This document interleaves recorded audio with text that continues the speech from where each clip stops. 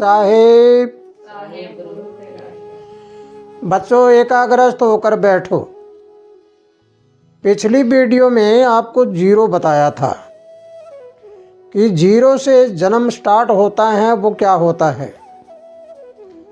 आज इस वीडियो में आपको बताऊंगा कि जीरो के बाद एक नंबर आता है। एक नंबर हमारी आत्मा से संबंधित होता है। अब जिनके जन्म की साल के पीछे एक का लगा हुआ है, जैसे 2001 है या 1991 है, 81 है, 71 है, इस प्रकार आखिरी अंक जिसके एक लगा हुआ है, एक का है, उसके बारे में उसका रहस्य आप जानोगे। अगर इस रहस्य को आपने समझ लिया और आप अपने पूर्व जन्म की ओर ध्यान कर लेते हो तो आपको ये पता लगेगा तुम हो कुछ और, बने कुछ और बैठे हो। तो बच्चों इस वीडियो को सुनने से पहले आप अपने मन को पूरी तरह से एकाग्रस्त करो, भटकान ना आए, क्योंकि जब आत्मा का जिक्र आता है तो मन दौड़ता है और मन उधर से इधर, इधर से उधर होता है, ज्वार भाटा की तरह ऊपर नीचे होता रहता है। तो इसलिए हम मन को कहो कि अब तेरा और आत्मा का जोड़ मिला रही हूँ या मिला रहा हूँ, तो आप दोनों को इकट्ठा करके देखें और फिर देखें तुम्हारी ताकत कितनी बन जाएगी। एक और दो की ताकत 3 होती है। जब एक और दो मिल जाते हैं तो तीसरा ज्ञान आध्यात्मिक ज्ञान में पलट जाता है, अर्थात अपने आप का अध्ययन करने की शक्ति पैदा हो जाती है। तो आओ बच्चों, पहला नंबर एक क्या है। एक नंबर सूर्य से संबंधित होता है। पहले आपको बता देता हूँ, जैसे 9 ग्रह होते हैं, 9 ग्रह के 9 अंक होते हैं और जीरो होता है वो शून्य होता है। शून्य आत्मा होती है, आत्मा के साथ परमात्मा का जोड़ होता है। एक नंबर सूर्य होता है, सूर्य हमारी आत्मा। 2 नंबर मन होता है, ये चंद्रमा से संबंधित है। चंद्रमा के 2 नंबर होते हैं। जब ये दोनों सवर ऊपर चलते हैं तो यहाँ पर हमारा गुरु होता है, यानी ज्ञान। शरीर में ज्ञान होता है, वो यहाँ खोपड़ी में होता है, अर्थात हमारे दिमाग में होता है। उसके 3 नंबर होते हैं। और जब इस गुरु से हम दूसरी ओर पलट देते हैं तो हमारे अंदर जब अज्ञानता आती है कई बार, तो उस अज्ञानता का नाम होता है राहु। यानी इसको बृहस्पति भी कहते हैं, गुरुवार भी कहते हैं। और यहाँ पर आकर राहु आ जाता है। राहु आ जाता है तब ज्ञान करते करते हमारे अंदर अज्ञानता आ जाती है। फिर 5 नंबर यानी पंजा जो होता है, ये हमारी बुद्धि का होता है। बुद्धि का मतलब बोधनीय शक्ति। हमारे अंदर बोधनीय शक्ति होती है, उसका नंबर 5 होता है। फिर उसके बाद छठा नंबर आता है शुक्र। शुक्र हमारे अंदर एक ताकत होती है जो हमारे शरीर को संभाले रखती है। जलीय ताकत है हमारे अंदर, उसका नाम शुक्र है, जो हमारी आँखों में यहाँ पर होती है। उसके बाद 7 नंबर होता है केतु का। केतु का मतलब होता है कि वो आत्मा की ही एक परछाई है, जैसे जीव। इस प्रकार उसका यहाँ पर भाषा होता है। 7 नंबर हमारी सूर्य सवर के साथ जुड़ा हुआ होता है। आत्मा की परछाई 7 नंबर होती है केतु की। फिर 8 नंबर होता है हमारे शरीर में शनि ग्रह का। शनि हमारे अंदर चुस्ती व सुस्ती होती है। अगर शनि कमज़ोर होगा तो हमारे अंदर सुस्ती होगी और मजबूत होगा तो चुस्ती होगी। फिर 9 नंबर होता है मंगल। मंगल हमारे यहाँ पर होता है, ये हमें राजा बनाता है, राजशाही होता है। इसी प्रकार हमारी हथेली में भी यहाँ पे सब ग्रह की यहाँ पर रेखाएं भी होती है और माथे में भी यहाँ भी रेखाएं होती है। इंसान को पूरी तरह से अगर देखते हैं, पूरा आध्यात्मिक रूप देखते हैं इसका, तो इसके हर जगह पर ज्ञान होता है, हर जगह पर ज्ञान है।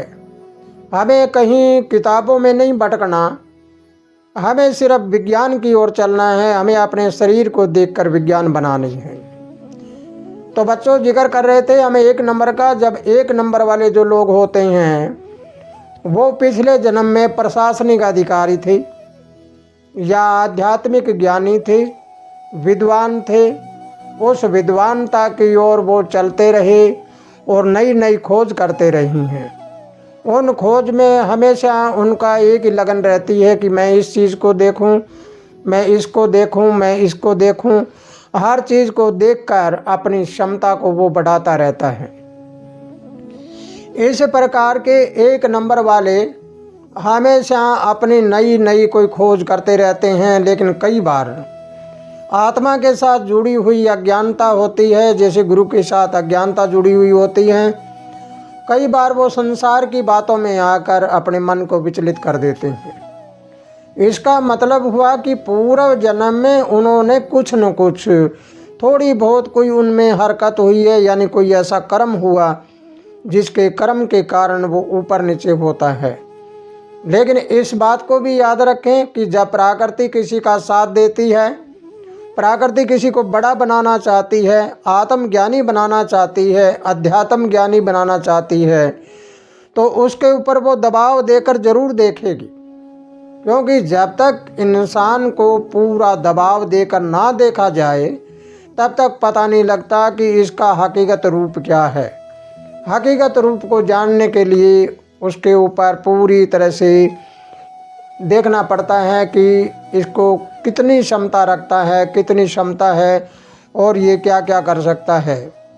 तो इसलिए इस बात को जानने के लिए एक नंबर वाले को 33 वर्ष की आयु तक पूरा उथल पुथल जीवन जीना पड़ता है।